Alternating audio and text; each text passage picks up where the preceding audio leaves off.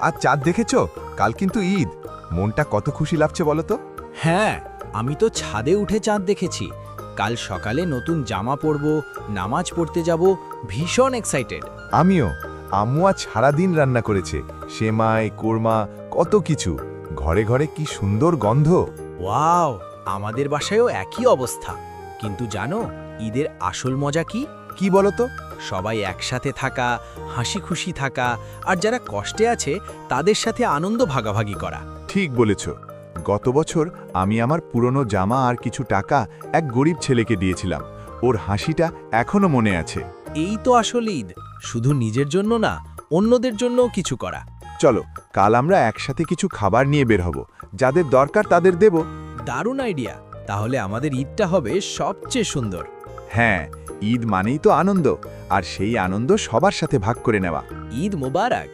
Eid Mobarak.